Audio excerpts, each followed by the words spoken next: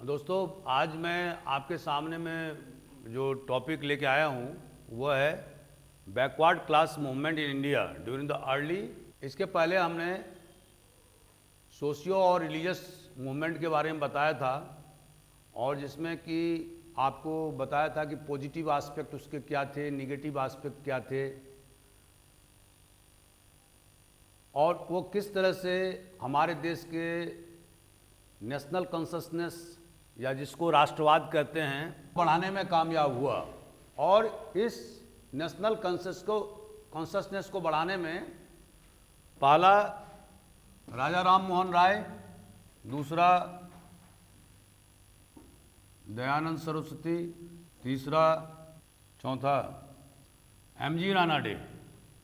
MG Ranade ने महाराष्ट्र में प्रार्थना समाज की स्थापना करके और उसके बाद में उन्होंने वहाँ पर ज़बरदस्त सुधार कार्यक्रम किए थे, धार्मिक और सामाजिक। उसी तरह से शुरू में राजा राम मोहन राय ने बंगाल में, और उनके द्वारा ब्रह्मो समाज की स्थापना की गई थी 1828 में। इसके पहले उन्होंने 1814 में आत्मीय सभा को इस्टेब्लिश किया था, स्थापित किया था। जो मेन पर्पस जो ब्रह्मो समाज का था वो क्या था? मोनोथिज्म।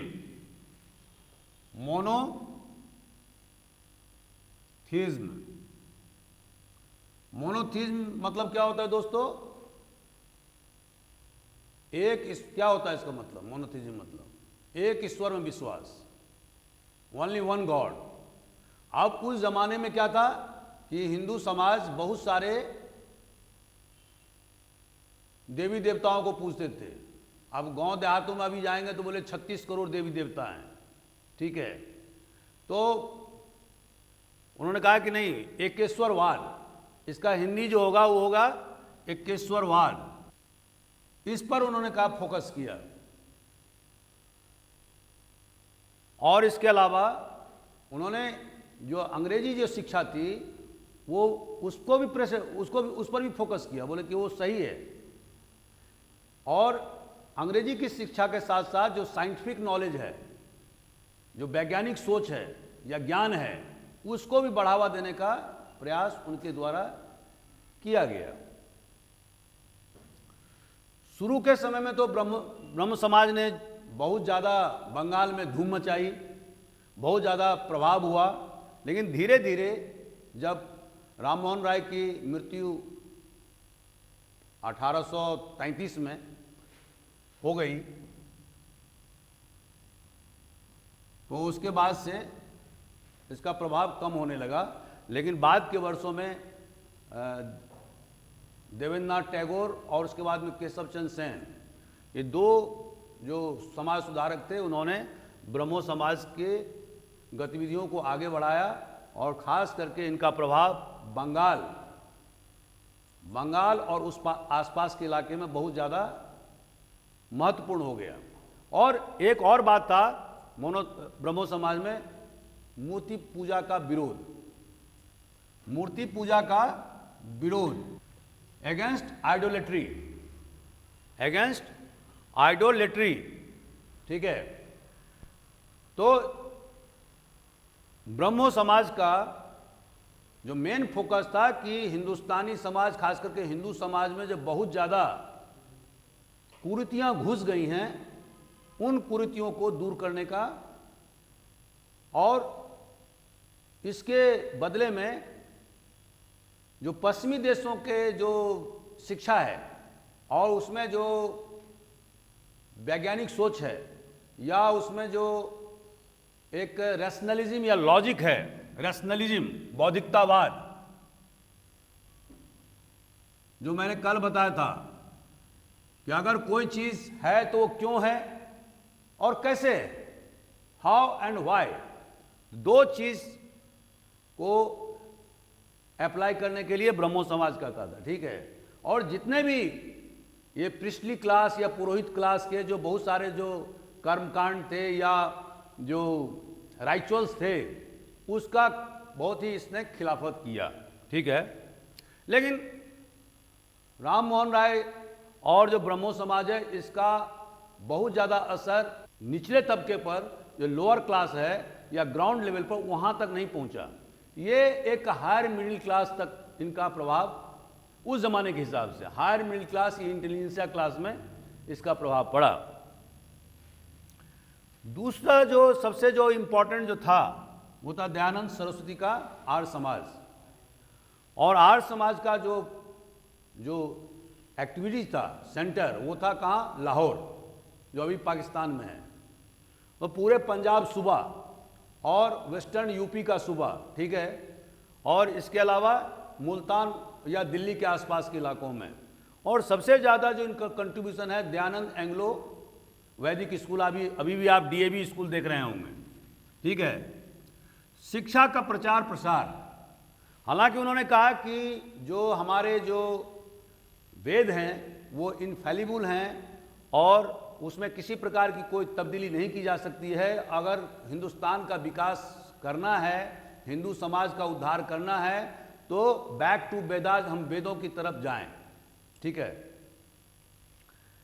लेकिन इसका मतलब नहीं कि उस पीरियड में हम चले जाएं।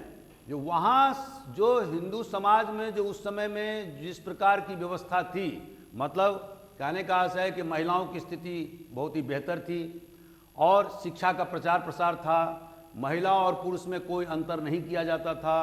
तो ये सारे चीज़ जो है जो उस समय में चल रहा था वैदिक पीरियड में, उन्होंने कहा कि उसी को हमें अपनाना होगा। बाद के वर्षों में जो धर्मशास्त्र या धर्मसूत्राज लिखे गए हैं या 18 पुराणों की जो रचना की गई है, उन्होंने उसको टोटली रिजेक्ट कर दिया, बोला कि ये सब बेकार बातें हैं और ये हिंदू समाज को पूरी तरह से जकड़ने के लिए बनाए गए हैं और विभिन्न प्रकार के जो कर्मकांड जो इसमें घुस गए हैं, ये हिंदू समाज के सुधार के लिए ठीक बात नहीं है। और इसके अलावा जो और शिक्षा के क्षेत्र में उन्होंने, आप जैसे डीएवी मैंने कहा, तो दयानंद एंग्लो वैदिक स्कूल जगह जगह स्थापित हुआ, अभी भी स्थापित हो रहा है। तो उसमें ट्रेडिशनल शिक्षा और प्लस मॉडर्न शिक्षा, जो पश्चिमी देश की शिक्षा है, दोनों का सम्मिश्रण करके आर्य समाजी लोगों ने इसको बढ़ावा दिया। और इसके बाद में जो तीसरा है वो है स्वामी विवेकानंद, जैसे कि रामकृष्ण परमहंस के वो शिष्य थे। और इसके अलावा आप सबको मालूम है कि 1893 में जो पार्लियामेंट ऑफ रिलीजन हुआ था शिकागो में, उन्होंने हिंदुस्तान का या हिंदू धर्म का जोर शोर से उसको अपना पोजीशन रखा। और इसके कारण से जो हिंदू धर्म के बारे में जो अमेरिकन के और जो पश्चिमी देशों के बीच में जो भ्रांतियाँ थी, उस भ्रांतियों को दूर करने का प्रयास किया। दूसरा, उन्होंने जो थ्योरी दिया कि अगर विश्व का भला या भलाई तभी हो सकता है जब पश्चिम के मेटेरियलिज्म और पूर्व के स्पिरिचुअलिज्म माने अध्यात्मवाद और पश्चिम के भौतिकतावाद, दोनों के सम्मिश्रण से जब काम होगा तभी हमारे मानव सभ्यता का विकास होगा। आप समझ रहे हैं मेरी बात को? तो इस तरह से विवेकानंद ने, और इसके बाद उन्होंने जगह जगह उन्होंने भाषण दिए हिंदुस्तान में, खास करके दक्षिण भारत में, और इसके बाद में अल्मोड़ा में और बंगाल में, कलकत्ता में। और इनका जो भाषण होता था बहुत ही ओजपूर्ण भाषण होता था। और उसमें उन्होंने कहा कि अगर कोई आदमी भूखा है तो आप उससे ईमानदारी की अपेक्षा नहीं की कर सकते हैं, आप उनसे धर्म के पालन करने के लिए नहीं कर सकते हैं, ठीक है। तो सबसे पहले हमें ऐसी व्यवस्था करना होगा जिसमें कि हर व्यक्ति को रोटी मिले, ठीक है। तो और इसके अलावा जो एमजी राणा डे जो चौथा है वो है इम्पोर्टेंट प्रार्थना समाज। प्रार्थना समाज ये दोस्तों महाराष्ट्र में प्रार्थना समाज ब्रह्मो समाज के ही तर्ज पर खोला गया और सबसे जो इसमें अहम भूमिका निभाई वो एमजी राणा डे और भंडारकर। और प्रार्थना समाज के द्वारा महिलाओं के शिक्षा पर ज़्यादा जोर दिया गया। जो महिलाओं को जो भेदभाव से देखा जाता था उसको भी दूर करने का प्रयास किया गया। विडो रीमैरिज माने विधवा विवाह को, पुनर्विवाह को प्रोत्साहित करने के लिए प्रार्थना समाज द्वारा बहुत जोर शोर से प्रयास किया गया। तो दोस्तों अभी जो हमने आपको ये 4 इम्पॉर्टेंट जो समाज सुधारकों के नाम बताए और कल भी बताया था, तो मैंने यहाँ पर मैंने आप यहाँ पर हमेशा सुधार की बात कर रहे हैं। सुधार का अंग्रेजी क्या होता है? रिफॉर्म। मैंने सुधार का मतलब होता है रिफॉर्म। तो रिफॉर्म और रिवॉल्यूशन दोनों में अंतर क्या होता है? रिवॉल्यूशन माने क्रांति।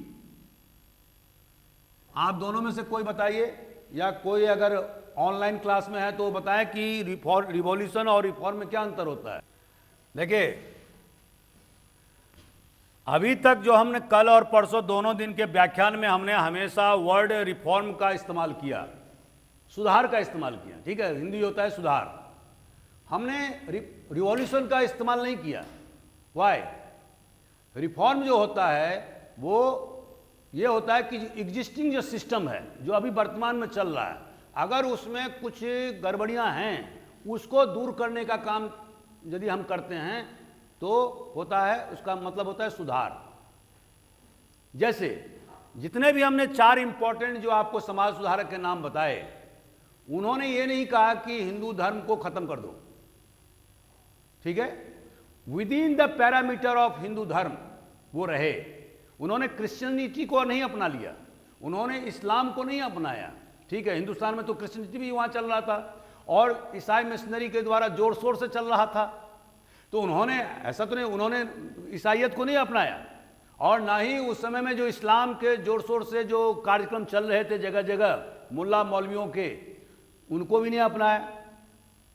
उन्होंने हिंदू धर्म के अंदर जो जो कमियां थीं उसको दूर करने का प्रयास किया। जैसे कर्मकांड का जो बहुत ज़्यादा बोलबाला था उसको खत्म करने का प्रयास किया, जिसमें 36 करोड़ देवी देवता हिंदू धर्म में घुस गए थे, उसको राम मोहन राय ने कहा कि नहीं, एकेश्वरवाद होगा, मोनोथिज्म, ओनली वन गॉड, एक ही गॉड सुप्रीम है और सब उसी को। और उन्होंने मूर्ति पूजा का भी विरोध किया।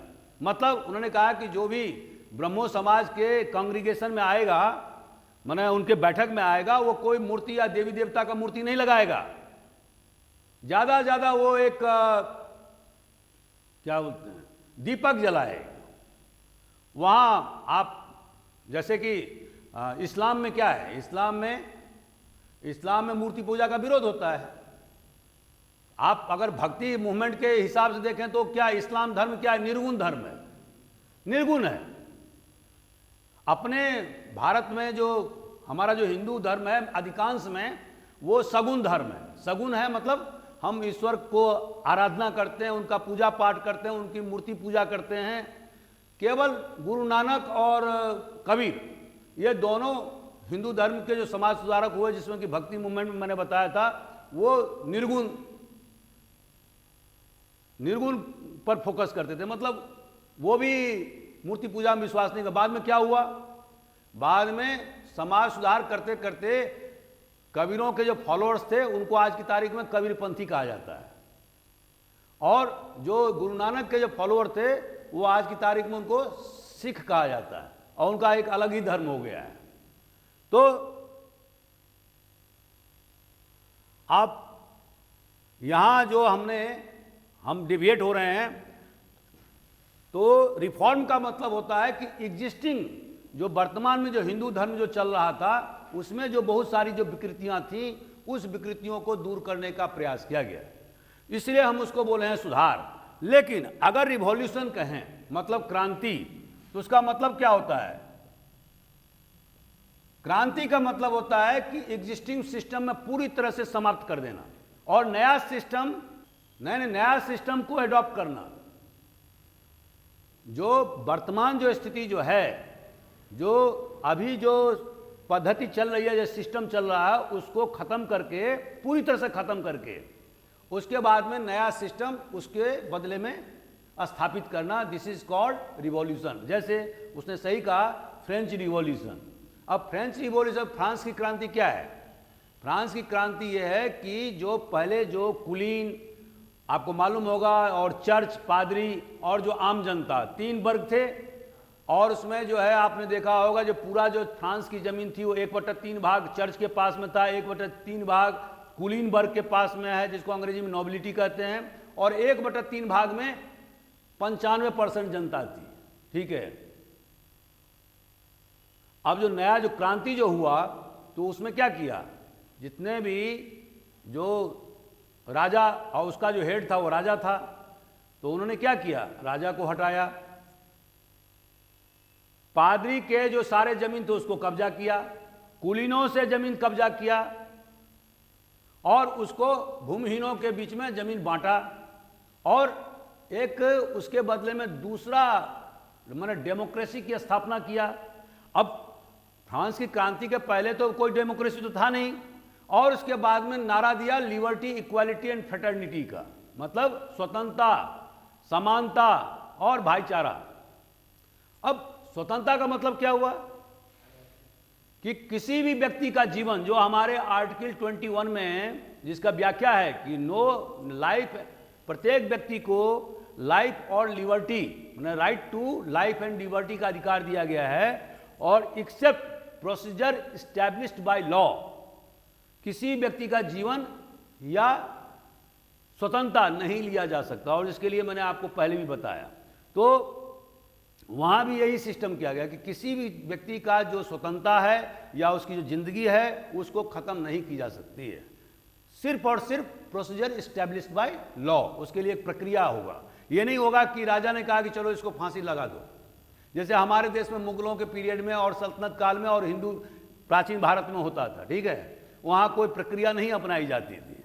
अब हिंदुस्तान के कॉन्स्टिट्यूशन में जो अपनाया गया है वो क्या है, फ्रांस की क्रांति का, अमेरिका के क्रांति के बाद जो कॉन्स्टिट्यूशन जो दोनों जगह बने उनसे इन लोगों ने अडॉप्ट किया है, ठीक है।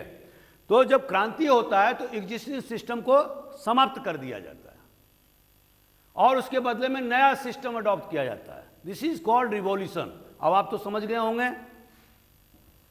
आरजू, हेलो,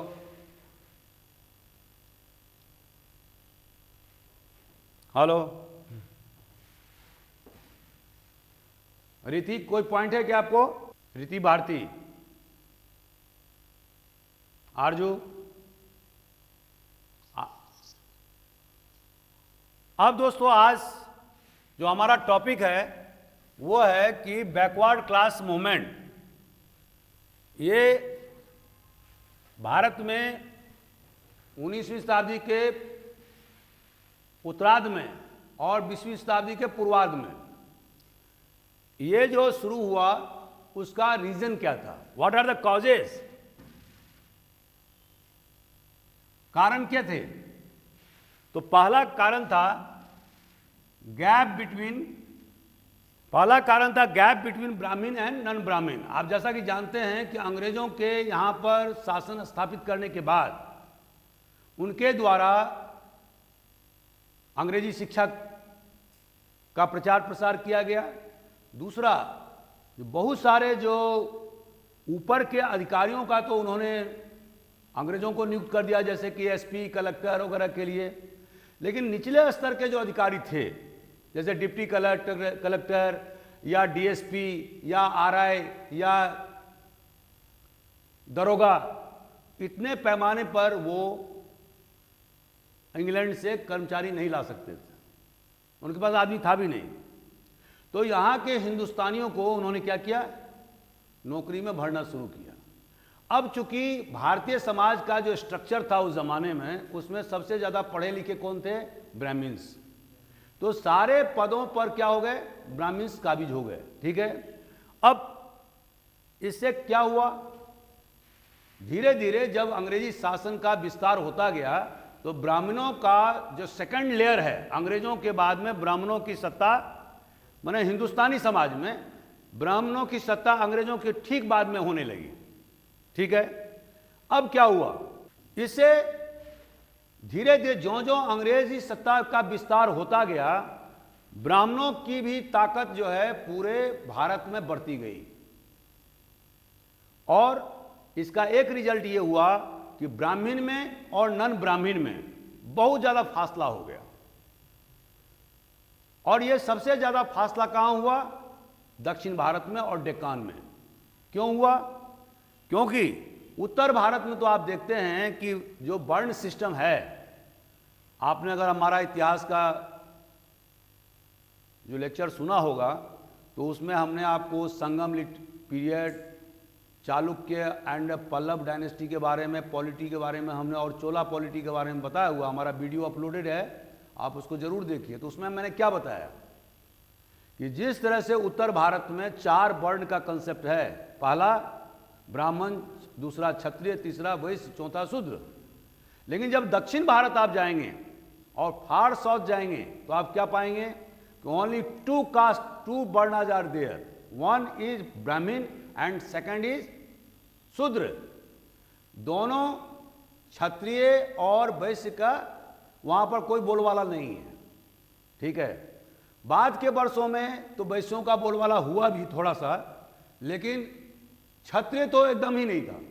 तो आप देखेंगे कि अभी भी अगर आप डेमोग्राफिक कंपोजिशन जिस दिन मैं पढ़ाऊंगा, तो खासकर ज्योग्राफी में, जिसमें कि इम्पॉर्टेंट कास्ट के कहाँ कहाँ क्या है और कौन कौन से डोमिनेंट कास्ट हैं, इसके बारे में हम सोशियोलॉजी में पहले भी पढ़ा चुके हैं, लेकिन फिर मैं ज्योग्राफी के एंगल से पढ़ाऊंगा। तो आप देखेंगे कि गैप बिटवीन जो ब्राह्मण और एक तरफ शूद्र।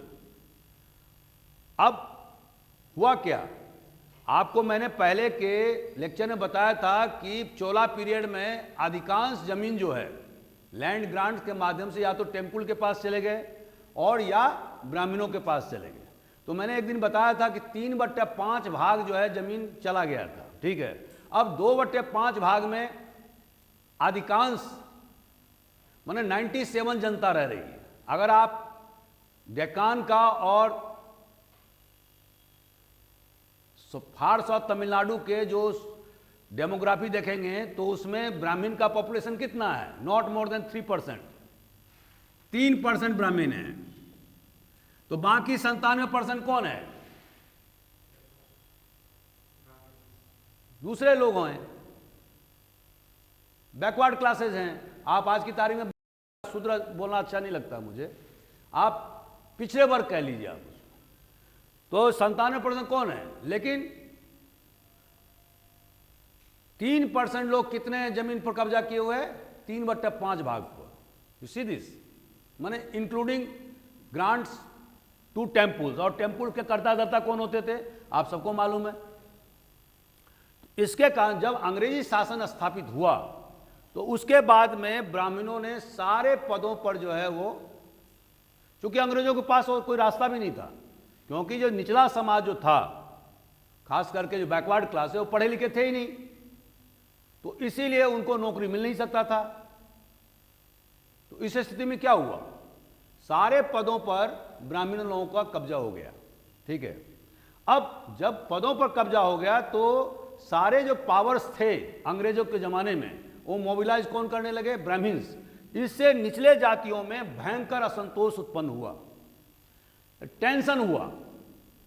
और इसीलिए आपने देखा होगा कि जो ज्योतिबा फूले है, महात्मा ज्योतिबा फूले, या साहू जी महाराज जो कोल्हापुर के महाराजा थे, या दक्षिण में जिसके बारे में अभी हम बताएंगे नायकर, जिसने जस्टिस पार्टी की स्थापना किया, बाद में डेविड कड़गम, उसके बाद डेविड मुनित्र कड़गम, डीएमके जो आप चल रहा है अभी पार्टी, उसके बाद में अन्ना दुरई उनका ही शिष्य, और बाद में करुणानिधि, यहाँ तक पार्टी गई। अभी करुणानिधि एक्सपायर होने के बाद में उनके बच्चे के द्वारा, स्टालिन के द्वारा डीएमके का काम किया। डीएमके में भी अभी 2 विभाजन हो गया, एमजी रामचंद्रन और डीएमके जो ओरिजिनल है, उसके बाद में बताएंगे। तो पहला कारण क्या है, गैप बिटवीन ब्राह्मण एंड नॉन ब्राह्मण। दूसरा, रोल ऑफ सेंसस। दोस्तों, हमारे देश में जो जनगणना का कार्यक्रम है वो कब से शुरू हुआ, हमारे देश में जनगणना शुरू हुआ 1872 से, अंग्रेजों के द्वारा 1872 एडी। ये भी क्वेश्चन आपको पूछ सकता है, 1872। और उसके बाद से हर एक 10 साल पर जो है वो जनगणना हुए हैं। अभी 2021 में हिंदुस्तान में जनगणना होगी, सेंसस होगी। पहले अभी क्या अभी लास्ट में कब हुआ था, 2011 में। 2011 में हर 10 साल पर डेसिनियल सिस्टम कहते हैं इसको, ठीक है। जनगणना का उद्देश्य होता है कि पॉपुलेशन में क्या, मैंने आबादी में कितनी वृद्धि हुई है, अगर वृद्धि हुई है तो वृद्धि का दर क्या है। अगर अब जैसे भारत सरकार ने 2001 की पॉलिसी जो मैंने आपको बताया कि उसने जो पॉपुलेशन पॉलिसी जो बनाई है उसमें TFR माने टोटल फर्टिलिटी रेट, इसके बारे में हम बता चुके हैं आप लोगों को, उन्होंने 2.1 रखा हुआ है। क्योंकि एक इसका मतलब हुआ कि हर एक महिला जो शादीशुदा है, मतलब 15 साल से लेकर 49 साल के पीरियड के बीच में जो उनका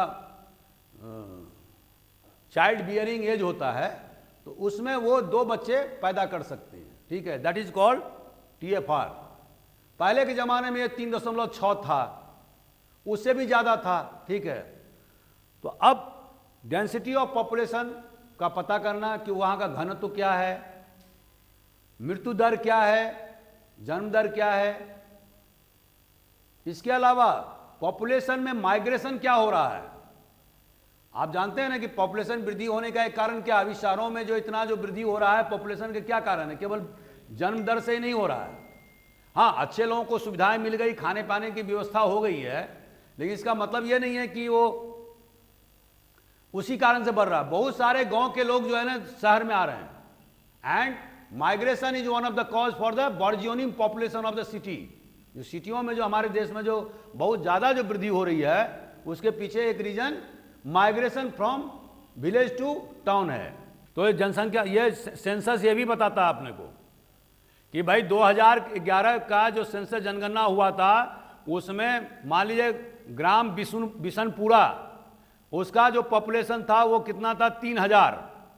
और जब 2021 का जब जनगणना हुआ और पता लगा कि उसका जो जनसंख्या है वो रह गया 2000, तो 1000 लोग कहां गए, और गए तो क्यों गए, व्हाट आर द रीजन। या तो in order to seek employment गए होंगे और गए, या उनको जो जो मूलभूत सुविधा होनी चाहिए वो नहीं मिलता होगा गांव में, जो जीविकोपार्जन के साधन हैं वो नहीं होता होगा, खेती जो वहां हो रहा होगा, उसके बहुत सारे व्याख्या किए जा सकते हैं, 10 पेज में लिखे जा सकते हैं कि why people migrate from one village to another माने टाउन। वहां पर हो सकता है जीविकोपार्जन के साधन पर्याप्त न हो। जैसे कि मैं आपको एक उदाहरण देता हूं, राजिम आप जानते होंगे छत्तीसगढ़ में है, हालांकि मैं इस विषय से थोड़ा डाइवर्ट हो रहा हूं। राजिम आप जानते हैं, आप लोग, रायपुर के पास में है राजिम, तो बहुत प्रसिद्ध मंदिर है, करीब 1500 वर्ष पुराना मंदिर है। ठीक है, राजीव लोचन का मंदिर है वो। ठीक है, वहां पर जिस तरह से आप यहां पर कुंभ देखते हैं ना 4 जगह, वहां भी थोड़ा सा कम लेवल का कुंभ होता है। ठीक है, 12 साल पर, 1500 वर्ष पुराना है वो राजिम क्षेत्र। तो जब मैं वहां था तो मैंने कहा कि इसका पॉपुलेशन क्या होगा राजिम क्षेत्र का, तो लोगों ने बताया कि 10,000 होगा या 6-7 हज़ार, एक गांव है वो। तो मैंने कहा जब 1500 वर्ष पुराना मंदिर है और यहाँ की आबादी भी 1500 वर्ष पुराना है, तो इतना आबादी कम क्यों है। तो फिर मैंने पता लगाया कि यहाँ पर आबादी जब भी बढ़ती है तो लोग यहाँ से माइग्रेट करके दूसरे जगह जाते हैं। क्यों? क्योंकि वो जो नदी है महानदी, उसके किनारे बसी हुई हो, तो महानदी के किनारे, और हमेशा वहाँ पर बाढ़ का प्रकोप बना रहता है।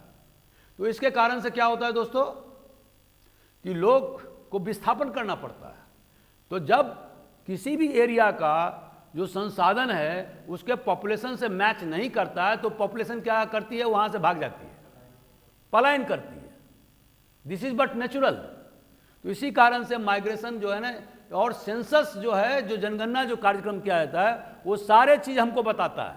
अगर उसके डाटा को आप इंटरप्रिट करें तो आपको हर चीज की जानकारी उसके माध्यम से मिल जाएगी कि 1000 पॉपुलेशन क्यों घटा, और उसके सारे व्याख्या आपको मिल जाएंगे। लेकिन अगर डेटा नहीं रहेगा तो फिर आप क्या व्याख्या करोगे।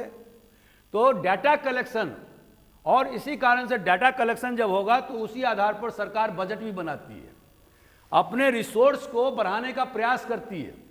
ठीक है, अब हिंदुस्तान के सरकार को पता है कि हमारे देश की आबादी 130 करोड़ है, तो उसके लिए व्यवस्था करना होगा। अगर सरकार को यही पता नहीं होता, मान लीजिए कि देश की जनसंख्या कितनी है और किस राज्य की पॉपुलेशन कितना है, तो फिर उस हिसाब से वो बजट का आवंटन भी नहीं कर सकती है।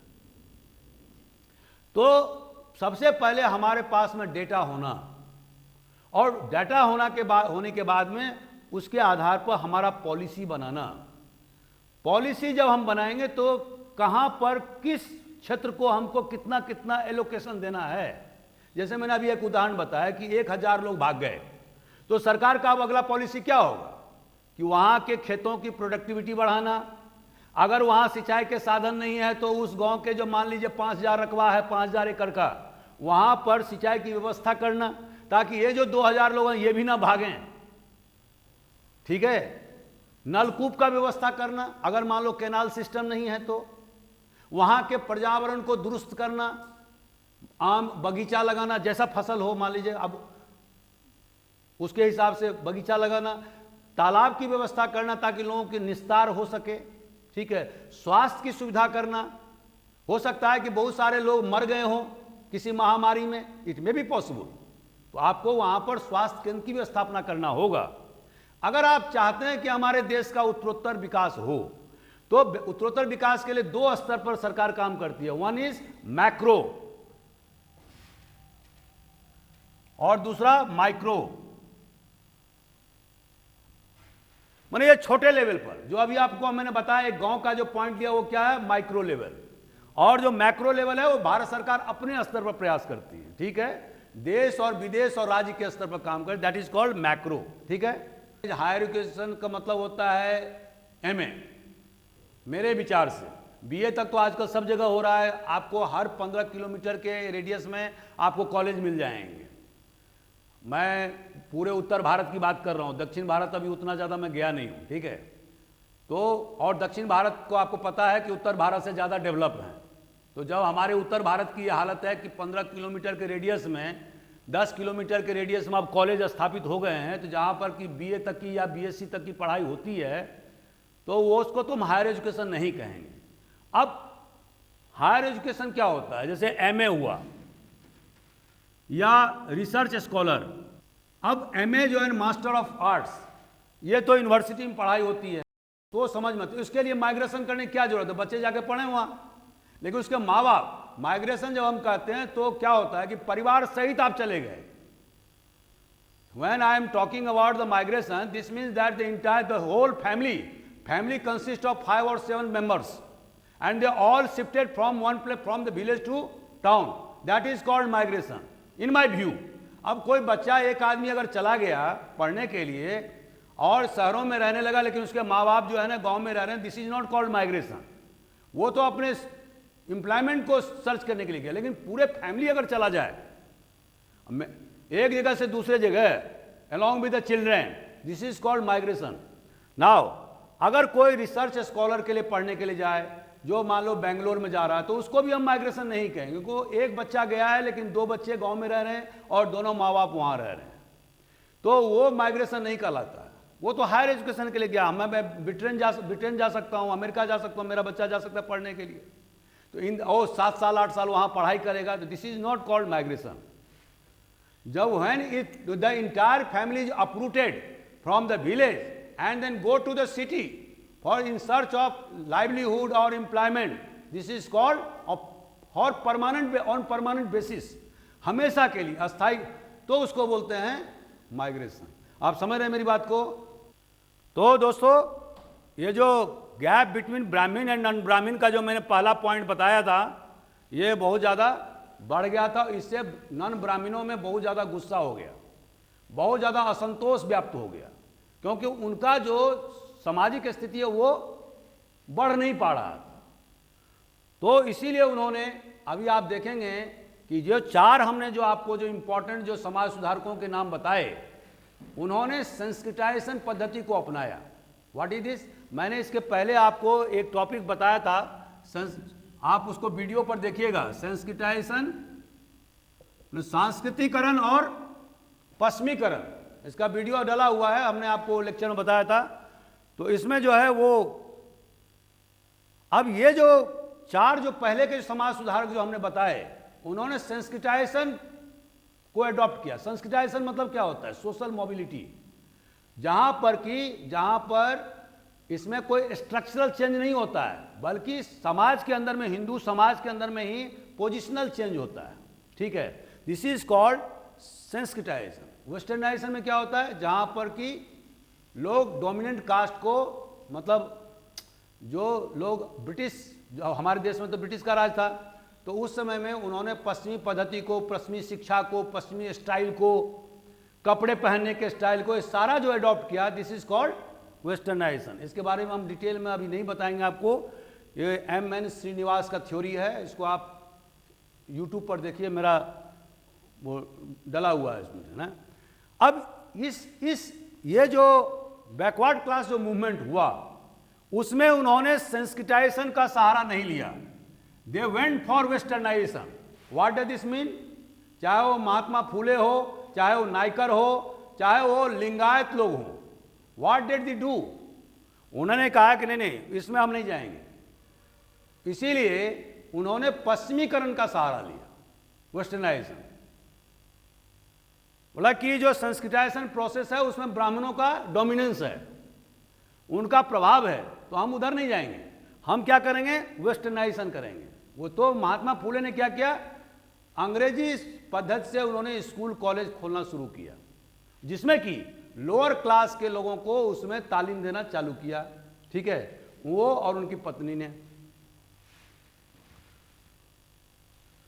इसी तरह से कर्नाटक में लिंगायतों ने जबरदस्त बैकवर्ड क्लास मूवमेंट चलाया, और उसी तरह से ईवी रामास्वामी नायकर ने तमिलनाडु में, जिन्होंने बाद में जस्टिस पार्टी बनाया, बाद में वो द्रविड़ मुनेत्र करगम बना, उनके चेला जो उनका जो शिष्य था CN अन्नादुरई, उन्होंने बनाया, और इसके बाद में CN अन्नादुरई के बाद में करुणानिधि, जो आपने देखा होगा करीब 30-50 साल तक भारत की राजनीति को प्रभावित करते रहे। तो ये जो पूरा जो फ्लैंक, जो उनका जो पूरा पॉलिसी था ये बैकवर्ड क्लास मूवमेंट का, उसका जो मेन कैरेक्टर था वो क्या था? एंटी ब्राह्मणिज्म। अभी भी आप देखेंगे DMK पार्टी जो तमिलनाडु की पार्टी है, और जो AIDMK है जो उसी की शाखा है, उसका जो पूरा फोकस है वो क्या है? एंटी ब्राह्मणिज्म पर। क्यों है? क्योंकि ब्राह्मण्स लोग, आपको पता ही है, जो कि टेम्पल के, ये अभिजात्य वर्ग मानते हैं, ठीक है, और शोषक मानते थे कि इन्होंने सैकड़ों साल से तमिलनाडु की राजनीति में, माने साउथ इंडिया की राजनीति में, और उनके समाज में, डेक्कान की राजनीति में, यह पूरी तरह से मीन्स ऑफ प्रोडक्शन को कब्जा किए रहे। और कल्चर जो दक्षिण भारत के और डेक्कान के जो संस्कृति है, जो टेम्पल के इर्द गिर्द ही घूमता था, उस पर भी उनका पूरी तरह से दबदबा था। जैसे कि आप देखते हैं कि भरतनाट्यम की उत्पत्ति कहाँ से हुई है? टेम्पल से ही हुई है, ठीक है। तो इस विरोध के कारण ये बोले कि ये ब्राह्मण जो हैं ये बहुत बड़े एक्सप्लॉइटर्स हैं, तो उनके खिलाफ में ये खड़े हुए, जो आज तक तमिलनाडु की राजनीति में चल रहा है, ठीक है। और कर्नाटक में भी आप अगर देखेंगे राजनीति में, तो वर्तमान में दो जो बहुत ज़्यादा डोमिनेंट कास्ट है, अब वो, हालांकि लिंगायत तो एक रिलीजियस ग्रुप है, लेकिन वो डोमिनेंट कास्ट में तब्दील हो गया है, ठीक है। तो अभी जो कर्नाटक की राजनीति में जो महत्वपूर्ण है वो कौन है? एक है वोक्कालिंगा। मैं जो बेसिक जो है, देखिए किताब में सारे चीज़ लिखे हुए हैं, वो मैं किताबों की रटी बात पर नहीं, उतना मैं नहीं जाऊंगा, क्योंकि आप किताब में सब कुछ पढ़ सकते हैं, लेकिन हम जो आपको बता रहे हैं वो आप 20 किताब पढ़ेंगे तब जाके आपको मिलेगा, ठीक है। तो हमारा काम है कि 40-50 मिनट के अंदर में आपको उत्प्रेरित किया जाए, ठीक है। तो जैसे कि मैंने आपको बताया, ये काम आपको बाद में भी आएगा कि वो जब हम पॉलिटिक्स पढ़ाएंगे। तो अभी कर्नाटक की राजनीति में हम क्या देख रहे हैं? दो डोमिनेंट कास्ट है, एक है वोक्कालिंगा, हिंदी में ही लिख देते हैं, और दूसरा है लिंगायत। इसका जो संस्थापक था वासव था, जिसके बारे में हम बता चुके हैं, और ये शैव धर्म के पुजारी हैं लिंगायत लोग, ठीक है। तो ये तो एक धार्मिक सेक्ट है, लेकिन अभी ये कास्ट में कन्वर्ट हो गया, और तमिलनाडु में दो डोमिनेंट कास्ट है, जिसमें एक वोक्कालिंगा है। नरसिम्हा राव के सरकार के बाद में 96 के बाद में प्रधानमंत्री कौन बना? HD देवगौड़ा। उसके बाद में IK गुजराल, वो कुछ दिनों के लिए रहे, और फिर उसके बाद में अटल बिहारी वाजपेयी, ठीक है। तो HD देवगौड़ा कहाँ के थे? वोक्कालिंगा कास्ट, अभी भी जिंदा है, और उनकी पार्टी जो है ना, जनता दल सेकुलर, अभी एक इंपॉर्टेंट पार्टी है वहाँ पर। अभी कांग्रेस के साथ मिलकर उनको सरकार बनाया, अभी उनकी सरकार गिर गई और BJP की सरकार आ गई है। और अभी जो BJP का जो मुख्यमंत्री है, तो अभी जो मुख्यमंत्री है वो है लिंगायत से, और एच.डी. देवगौड़ा कहां से है? वो कालिंगा से। आप समझ रहे हैं मैं क्या बोल रहा हूं? तो अधिकांश लोग कांग्रेस के जो वकालिंगा है, जो डोमिनेंट कास्ट है, उसके अधिकांश लोग समर्थक किसके हैं? कांग्रेस के और जनता दल सेकुलर के, जो एच.डी. देवगौड़ा खुद उस जाति से है, ठीक है। और लिंगायत अधिकांशतः अभी बीजेपी की तरफ चले गए हैं। तो उसी तरह से राजनीति चलता। उसी तरह से कर्नाटक की राजनीति, तमिलनाडु की राजनीति में हम क्या देखते हैं? मुदलियार जो जाति है वो डोमिनेंट कास्ट है, जहां से जिस जाति से करुणानिधि आते थे, ठीक है, वो एक बैकवर्ड क्लास है। मेरा कहना है, मैं इतना जो डिफ्रेंशिएट कर रहा हूं, ये सारा चीज इसलिए कर रहा हूं कि आपके समझ में पूरी तरह से आ जाए। अब दोस्तों एक और कारण क्या था? समय बीत रहा है। एक तीसरा कारण था British support to the backward classes. British support to, ये जो बैकवर्ड क्लासेस की जो उत्पत्ति हुई उसमें अंग्रेजों की बहुत बड़ी भूमिका थी। उन्होंने बाद के वर्षों में 19वीं शताब्दी के उत्तरार्ध में और 20वीं शताब्दी के शुरू में उन्होंने बैकवर्ड क्लासेस लोगों को समर्थन देना चालू किया। क्यों? वो इसीलिए चालू किया, आपको अगर पता हो महाराष्ट्र की राजनीति में तो आपने देखा होगा कि बम, गोला, पिस्तौल, इसका इस्तेमाल सबसे पहले कहां किया गया था? महाराष्ट्र में। छापेकर बंधुओं ने किया, ठीक है, आपको मालूम है, आप पढ़िएगा। और ये लोग कौन थे? अगर आप अधिकांश जो वहां के जो एक्टिविटी थी, जो पॉलिटिकल एक्टिविटी थी या उसके जो कर्ता धर्ता थे, वो सारे मैक्सिमम लोग कौन थे? ब्राह्मण्स। और ब्राह्मण्स में सबसे ज्यादा कर्ता धर्ता कौन थे? चित्पावन ब्राह्मण। ये चित्पावन ब्राह्मण एक महत्वपूर्ण ब्राह्मण है महाराष्ट्र का। और जो पेशवा, आप जानते होंगे, पेशवा बहुत सारे जो मैंने पेशवा जो जैसे हुए हैं, जैसे बाजीराव पेशवा, अभी फिल्म देखा होगा आपने, ये सारे जो पेशवा हुए, जो छत्रपति शिवाजी महाराज के वंशजों से सत्ता अपने हाथ में ले लिया, तो ये पेशवा जो थे, जिसको प्रधानमंत्री भी कहते हैं, अष्टप्रधान में जो एक होता था प्रधानमंत्री, उसको पेशवा कहते थे, जो बाद में उन्होंने क्या क्या शिवाजी के वंशजों से सारा सत्ता अपने हाथ में ले लिया। ये जो पेशवा थे वो कौन थे? चित्पावन ब्राह्मण, ठीक है। बीजी बाल गंगाधर तिलक कौन था? चित्पावन ब्राह्मण। ये सब आपको कोई, आप पढ़ेंगे लेकिन आप उतना ध्यान नहीं दिए होंगे। गोखले कौन था? गोपाल कृष्ण गोखले, चित्पावन ब्राह्मण। आप देखिए विनोबा भावे कौन थे? चित्पावन ब्राह्मण। एक से एक बड़े बड़े लोग हुए हैं। अब क्या हुआ दोस्तों, आपको मालूम है ना कि महाराष्ट्र में मराठियों को 1818 ईस्वी में तीसरे एंग्लो मराठा युद्ध में हराने के बाद में अंग्रेजों ने पूरे महाराष्ट्र को अपने हाथ में ले लिया। इससे सबसे ज्यादा नुकसान किसका हुआ? मराठियों का। मराठियों में भी सबसे ज्यादा नुकसान किसका हुआ? ब्राह्मणों का। और ब्राह्मणों में भी सबसे ज्यादा नुकसान किसका हुआ? चित्पावन ब्राह्मण का, क्योंकि उनके हाथ से सत्ता चली गई, ठीक है। अब ये जो चित्पावन ब्राह्मण थे बहुत ही ज्यादा कट्टर लोग थे, कट्टर हिंदूवादी, छुआछूत में विश्वास करने वाले, जातिवाद में बहुत ज्यादा विश्वास करने वाले।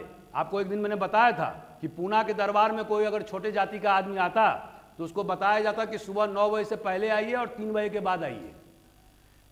समझ रहे हैं आप? नहीं, सुबह 9 बजे से के पहले मत आइए और 3 बजे के बाद मत आइए, बीच में आइए, क्योंकि उस समय में सूरज की रोशनी माने इस तरह से इस लेवल पर वो पहुंच चुके थे कि उनकी छाया अगर लगेगी तो हम उससे पॉल्यूटेड हो जाएंगे। जिस बात छुआछूत में बहुत ज्यादा विश्वास करते थे। अब चित्पावन ब्राह्मण से क्या हुआ? इन्होंने अंग्रेजी सत्ता को धीरे धीरे चुनौती देना चालू किया, और इसके सबसे बड़े जो पैरोकार थे वो कौन थे? बाल गंगाधर तिलक, जिसको कि फादर ऑफ अनरेस्ट कहा जाता है, अशांति का पिता, जनक। और अंग्रेज उससे बहुत डरते थे और बहुत बड़े मेधावी, बहुत मेधावी भी थे, बहुत प्रखर विद्वान थे। अंग्रेजों ने सबसे ज्यादा उनको साथ में, उनको अनेक बार जेल में भेजा उनको, ठीक है। तो इसकी काट के लिए देखा कि जो अपर क्लास में, जो हिंदुओं का जो ब्राह्मण क्लास है, और क्षत्रिय तो वहाँ डेक्कन में और साउथ इंडिया में तो है ही नहीं, तो ये जो ब्राह्मण क्लास है जो बहुत ज़्यादा जोर शोर से आंदोलन चला रही है, उसके काट के लिए उन्होंने क्या किया, जो नॉन ब्राह्मण है, बैकवर्ड क्लासेस, उनको समर्थन देना चालू किया। तो जिन्होंने, अगर मान लीजिए बैकवर्ड क्लासेस के लोग अगर कोई स्कूल खोलना चाहते हैं तो उनको जमीन आसानी से मिल गया कि जाओ खोलो। अब जैसे छत्रपति साहू जी महाराज कोल्हापुर के जो राजा थे, वो आप देखेंगे तो दंग रह जाएंगे, उनको अंग्रेजों ने कितनी उपाधियां दी हुई है। हालांकि वो ज़्यादा दिन जिंदा नहीं रहे, 47-48 साल तक जिंदा रहे, लेकिन उसी बीच में उन्होंने बहुत सारे स्कूलों को खोला, जिसमें कि जो बैकवर्ड क्लासेस के या दलित वर्ग के जो लोग थे, और डॉक्टर अंबेडकर के बहुत खास मित्र थे साहू जी महाराज। वो साहू नहीं जो संभाजी के पुत्र थे, उसकी बात मैं नहीं कर रहा हूं, ये साहू जी, इनकी मृत्यु 1922 में हुई, ठीक है। ये डॉक्टर अंबेडकर के बहुत खास मित्र थे। अंबेडकर की उन्होंने बहुत सहायता भी किया था, कोल्हापुर के शासक थे, तो बहुत सारे जगह उन्होंने स्कूल खोला, कॉलेज खोला। इसीलिए आप देखे होंगे कि अभी संसद भवन में जो है उनकी मूर्ति लगाई गई 8 फीट की। और उन्होंने कहा कि नहीं, इनको अब हम अपने राज्य में ब्राह्मणों को, जो निचला ऊपर के पद को के लिए, तो उन्होंने कहा कि ठीक है, इतना ज़्यादा योग्य अभी बैकवर्ड क्लास के लोग नहीं हुए हैं कि ऊंचे के पदों पर रहेंगे, लेकिन जो मीडियम पद है और उससे जो छोटा पद है, उसमें ब्राह्मणों की एंट्री पूरी तरह से बंद कर दिया, और इन पदों पर जो है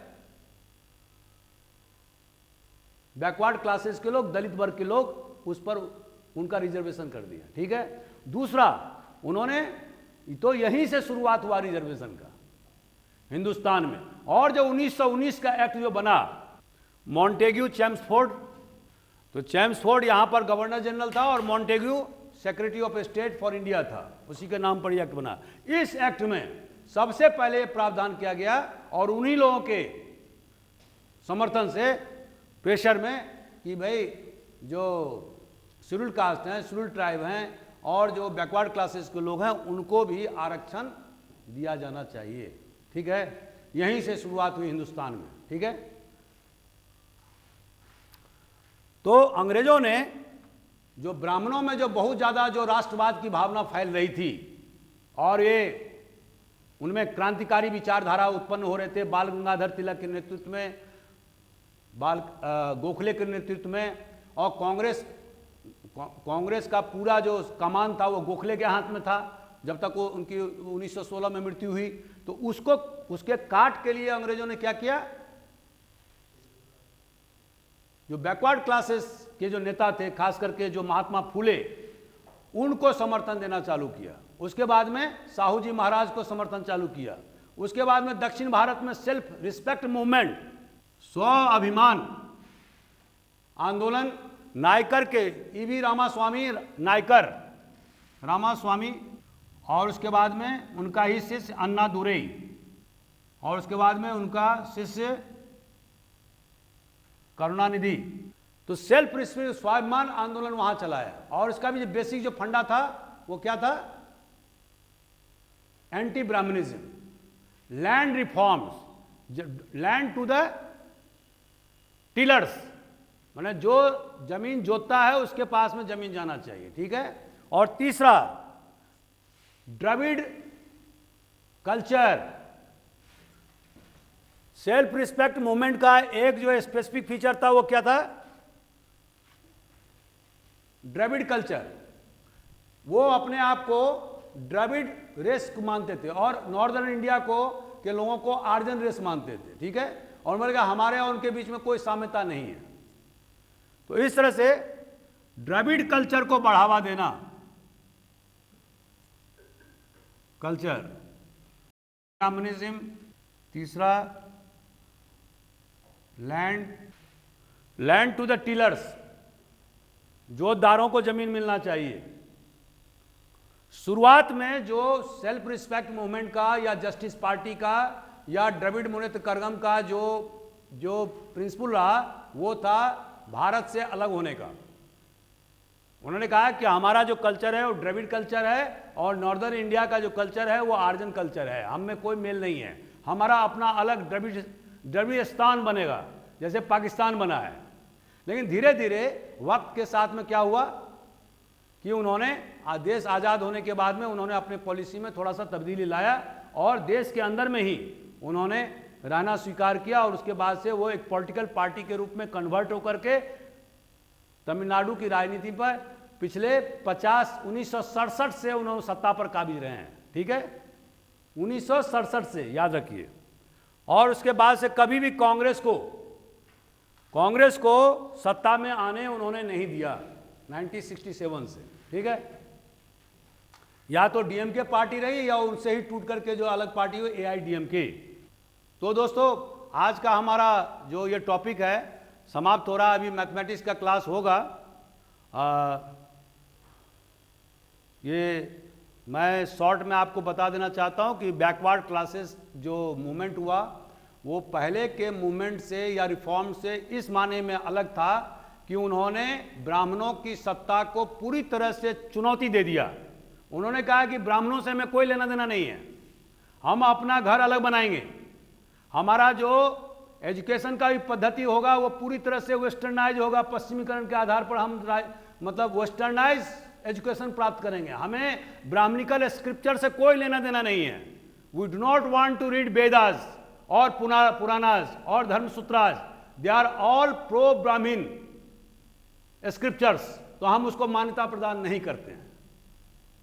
तो एक टाइप का आप देखेंगे तो ये टोटल जो है वो एक रिवोल्ट था against the high caste domination in Deccan and south India, और जो आप देख रहे हैं कि आज तक वो चल रहा है। और जो मैंने अभी आपको पार्टी बताया, जो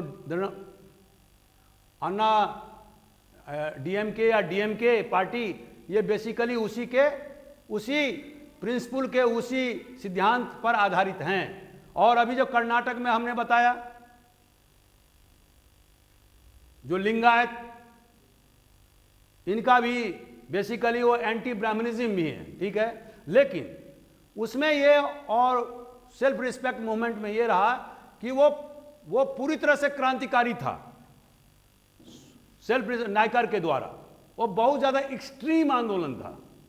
और जो लिंगायत का है वो हालांकि शैव धर्म के मानने वाले लोग हैं, लेकिन वो भी ब्राह्मण की सत्ता को या ब्राह्मण स्क्रिप्चर को ज्यादा नहीं मानते हैं। और इसी तरह से ज्योतिबा फुले ने जो, और बाद में साहू जी महाराज जो राजा कोल्हापुर के थे, उनके नेतृत्व में बैकवर्ड क्लास मूवमेंट बहुत जोरदार ढंग से चला। और इसमें अंग्रेजों ने इनकी बहुत ज़्यादा मदद किया, क्योंकि अंग्रेज ये देखते थे कि कहीं जिस तरह से ब्राह्मण लोग राष्ट्रवाद के ध्वजवाहक हो गए हैं और देश की सत्ता को कब्जा करना चाहते हैं, ब्रिटिश की सत्ता को उखाड़ फेंकना चाहते हैं, राष्ट्रवाद का बहुत ज़्यादा बोलबाला हो गया है और अंग्रेजों को यहाँ से तंबू उखाड़ना पड़ेगा।